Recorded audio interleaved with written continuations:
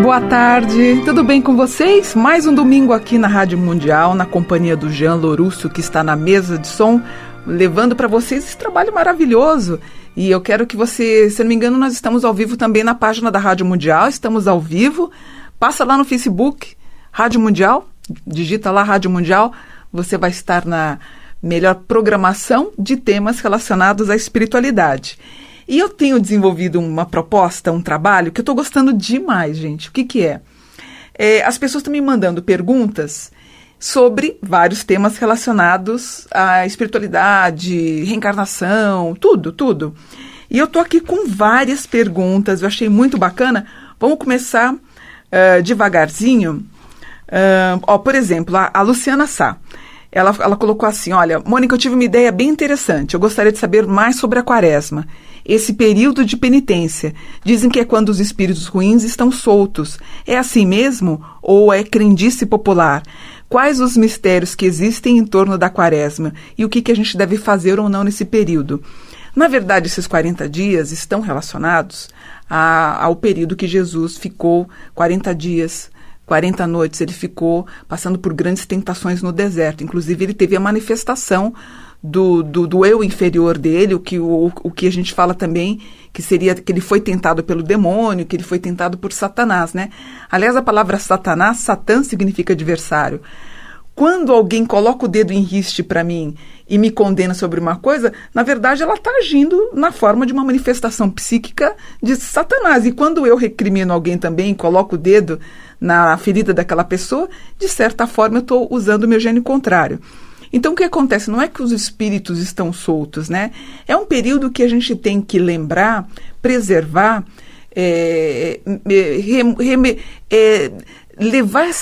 elevar essa consciência de que ele passou 40 dias e 40 noites praticamente jejuando para nos salvar.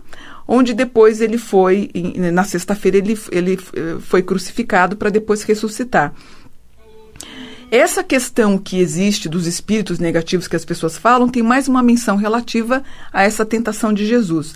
Nesse período a gente deve fazer algum tipo de abstinência, devemos evitar comer carne, mas como eu falo, os vegetarianos, os veganos já não comem carne há tanto tempo, de certa forma não deixa de ser uma penitência. Agora tem uma coisa, gente, não adianta vocês na Sexta-feira Santa visitarem 7 igrejas. Eu tenho uma pessoa muito próxima a mim que faz tudo isso toda Sexta-feira Santa e faz no dia, ele sai e caminha nas 7 igrejas, e a pessoa é o capeta nos 300 e tantos outros dias do ano.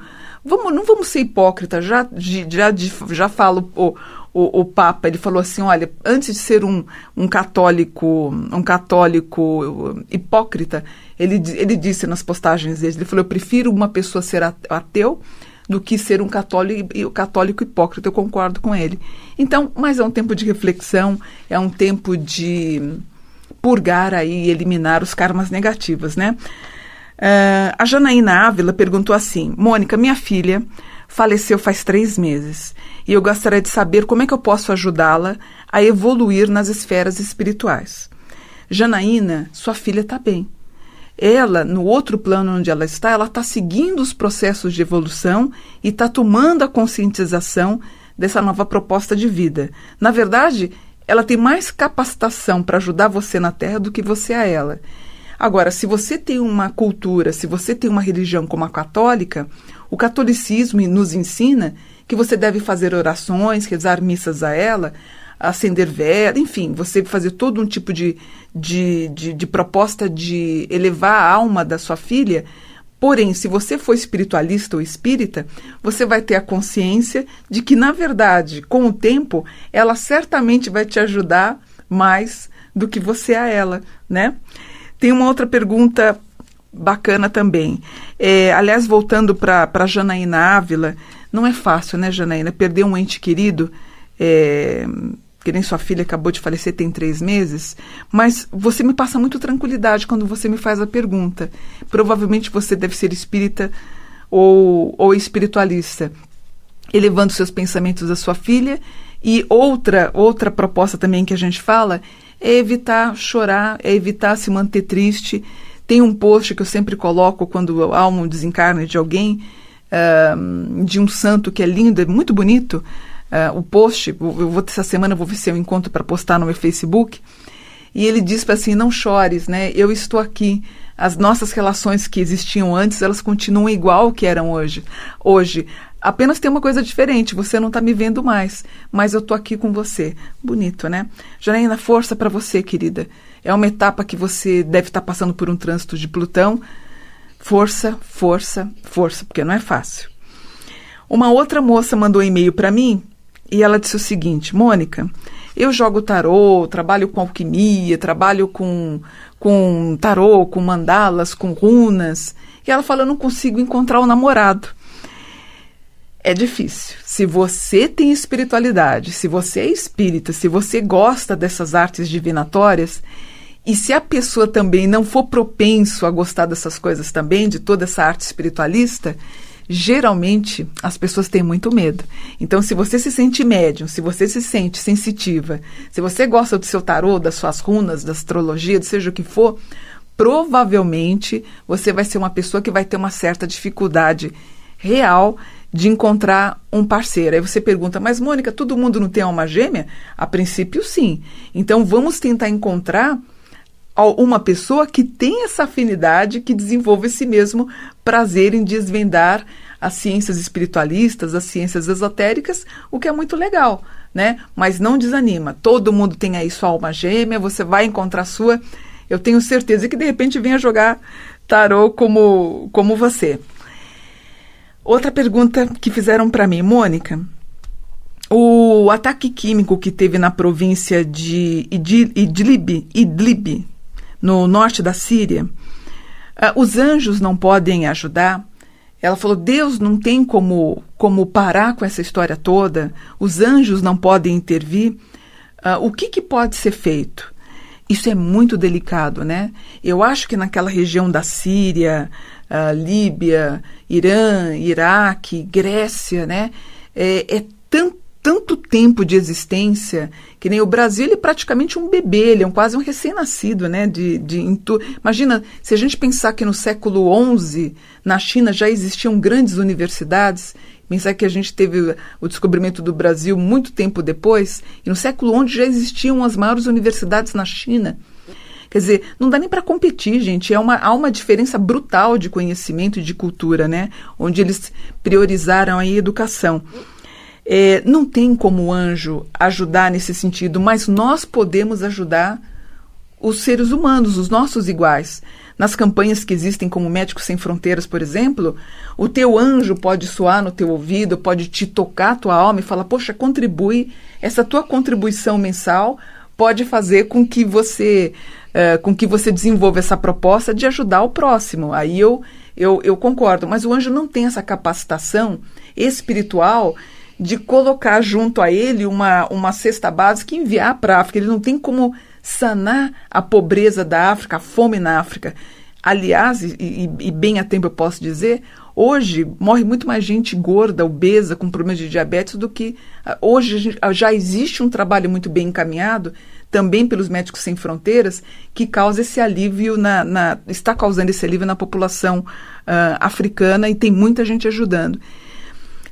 Há 2 anos atrás, teve uma menina refugiada que pediu ajuda para Angela Merkel, se eu não me engano. Não me lembro as palavras da menina hoje, e inclusive ela foi até muito grossa com a moça refugiada, e depois ela se sentiu tocada pela menina e abriu as portas da Alemanha. Então, quando a gente vê esse tipo de modificação, esse tipo de intenção, muito provavelmente teve um toque do anjo. Quando você se sente tocada para fazer por exemplo, fazer uma caridade e receber na sua casa, você adotar uma pessoa, você adotar um animalzinho. Eu estou com 2 adotados do Instituto Luiz Amel, 2 ceguinhos que eu sabia que eles não iam ter adoção. Quando você abre o seu coração para esse tipo de ajuda, há uma manifestação angélica. Quando você está ajudando alguém, fazendo um trabalho voluntariado, claro que você está ajudando. Os anjos podem aumentar e expandir a consciência dos políticos, seria para eles que a gente teria que orar, para a gente poder conseguir diminuir tanto sofrimento. E a gente eleva os nossos pensamentos para as pessoas, todas aquelas crianças que tanto foi publicado que saiu tanto na mídia, daquelas crianças que morreram naquele ataque químico sem precedentes, né? Então é algo muito, muito difícil mesmo. Uma outra pessoa, a Luciana, perguntou assim: Mônica, por que a Igreja Católica ela não aceita a reencarnação? A reencarnação era aceita até o século VI, porém no Segundo Concílio de Constantinopla pararam de falar sobre isso. Então até o século VI foi aceito, depois parou e colocou o seguinte: ou você acredita na ressurreição ou você acredita na reencarnação. Eu lembro quando eu era menina, quando eu era jovem, eu falei, eu tinha uma consciência de dizer, poxa, eu acredito na ressurreição, mas também acredito na reencarnação. Isso é uma visão mais espiritualista. Como eu já disse em programas anteriores, eu tenho essa visão por ser uma cristã espiritualista, mas ou você acredita na ressurreição do Cristo, que ele renasce para nos salvar, ou você acreditaria na reencarnação. Se você acredita na reencarnação, há um dificultador de você entender sobre a ressurreição, tá bom? Vamos para outra pergunta, ó. Deixa eu ver. O Rubinho Veloso pergunta assim: Mônica, a gente pode carregar heranças de nossos ascendentes, dos nossos antepassados? Podemos.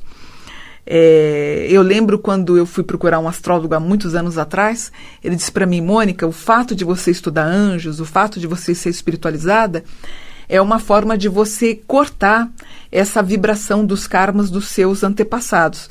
Mas sim, viu, Rubinho, muita coisa que a gente faz de ruim não é que pega na gente, vai pegar nos nossos filhos, nos nossos netos e nos nossos bisnetos. Então a gente tem que tomar muito cuidado.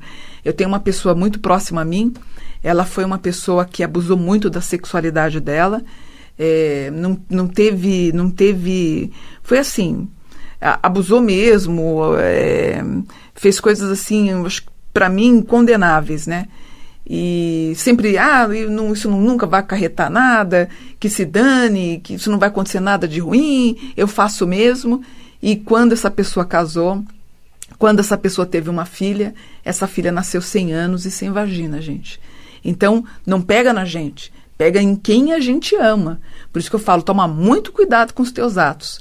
Peça sempre perdão, uma coisa muito interna, para você conseguir limpar essas estruturas kármicas que você tem.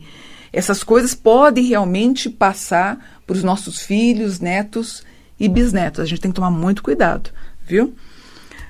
Que mais? Olha que legal essa daqui, ó.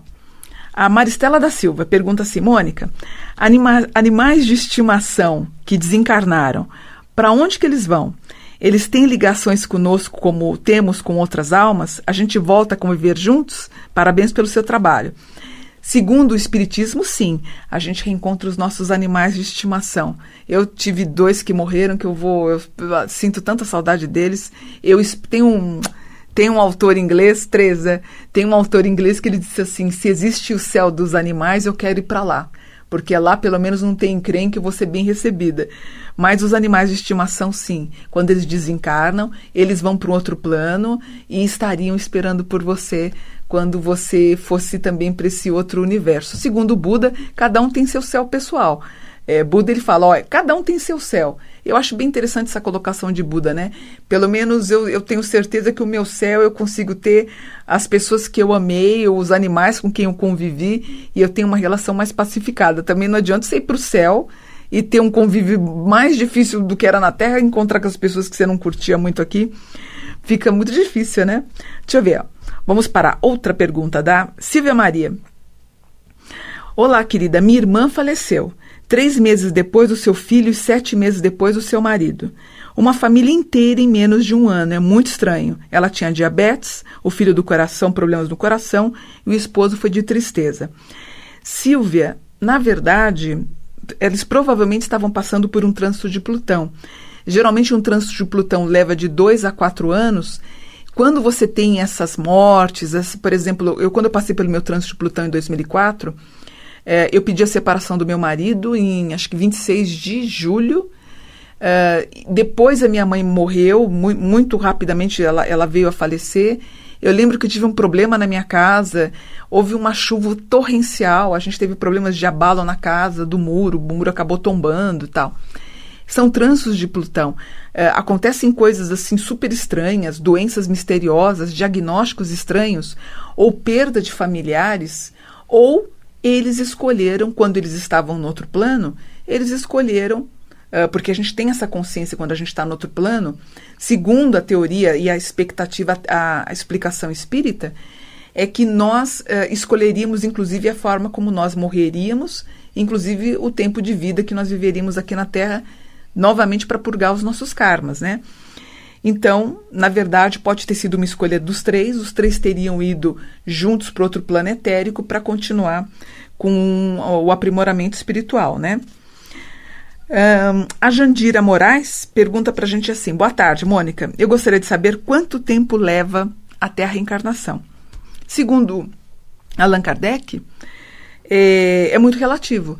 O próprio Allan Kardec dizia que pode levar um dia, 1 hora, 1 minuto ou 100 anos. Depende muito do processo evolutivo de cada um. Num outro programa que eu fiz passado, eu acho que isso tem muito a ver com a tua limpeza também material, a tua conscientização. Eu até fiz esse comentário, eu falei, para mim os veganos, eles não voltam mais. É uma turma aí muito do bem, preza pela natureza, pelo meio ambiente, pelos animais, há um estado de pureza neles incrível. Para mim é a última vida deles terrena nessa fase, para não retornar. Provavelmente eles não retornam. Geralmente quem ama animais, quem ama os seus cachorrinhos, os animais, geralmente é a última vida terrena deles, mas depende do fator evolutivo, depende se existem promessas de continuar em outras vidas, enfim. Isso é muito relativo também, mas depende muito da senda pessoal de cada um. Que mais que eu vou falar? Por exemplo, o que seria de fato um karma entre duas pessoas? Eu amo você, Mônica, olha que legal. A Shirley Aparecida Pereira. Por exemplo, quando eu tenho uma relação conflituosa com o pai, quando eu tenho uma situação conflituosa com a mãe, ou com alguém, ou com o irmão, ou com o filho, na verdade são fatores kármicos que nos levaram. Eu não resolvi alguns problemas em vida passada. Geralmente a gente volta, como uma grande escola, que a vida é uma grande escola, então a gente volta para tentar amenizar algumas situações. Então esse é o processo do karma, exatamente para nos libertar, sair dessa sansara da vida e poder amenizar as nossas expectativas pesadas e de karma, né? Mas o karma não é necessariamente ruim, né? Karma também significa viver. Agora, por exemplo, tem pessoas que relatam que têm uma dificuldade muito grande de conviver com a mãe, por exemplo. Às vezes é o gênio da pessoa também, não é só o karma dela, né? Eu tive uma mãe muito difícil de relacionar. A gente teve um pouquinho de dificuldade. Às vezes eu batia de frente com ela, eu tentava explicar o meu ponto de vista espiritual. Ela batia dizendo que era do jeito dela. Ela sofreu muito, a gente entende isso na vida.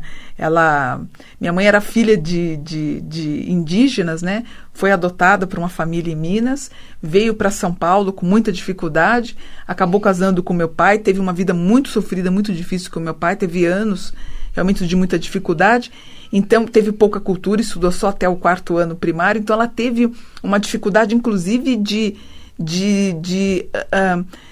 tentar acompanhar o trabalho do meu pai. Então houve esse desnível, trouxe muita dificuldade para ela. Então ela era uma mulher muito difícil.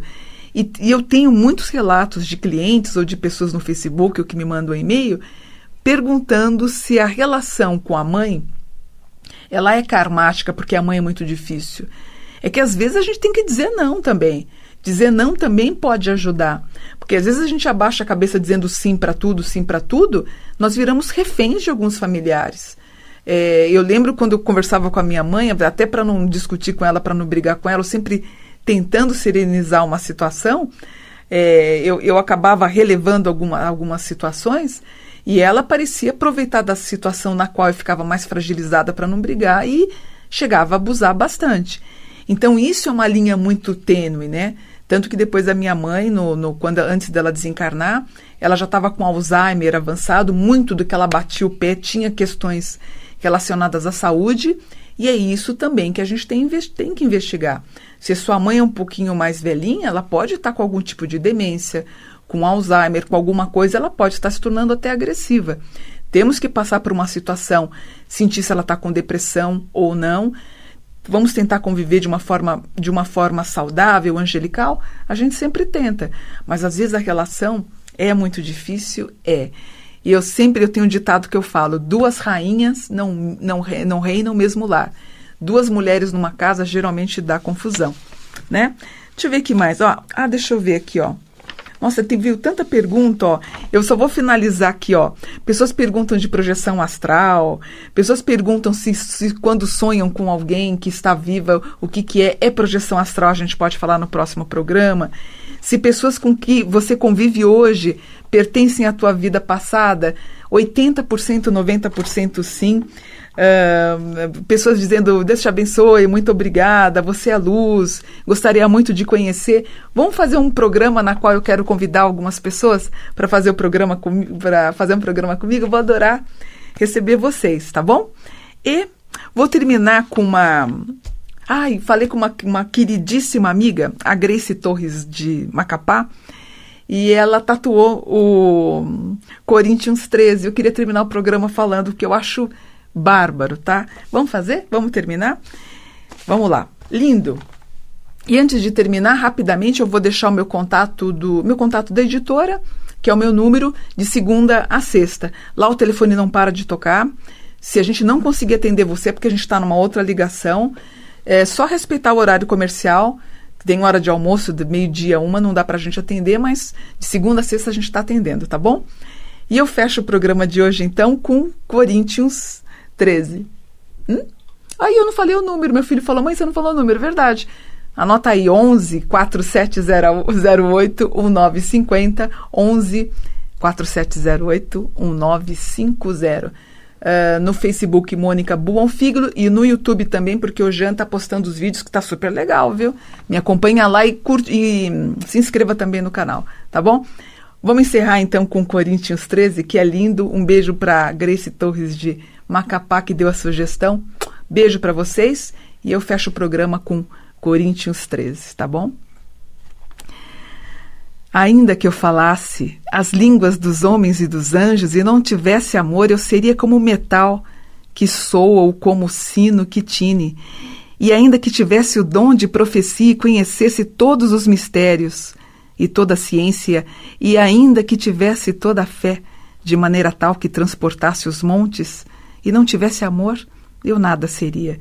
E ainda que distribuísse toda a minha fortuna para o sustento dos pobres, e ainda que entregasse o meu corpo para ser queimado, e se eu não tivesse amor, nada disso me aproveitaria. O amor é sofredor, ele é benigno. O amor, ele não é invejoso.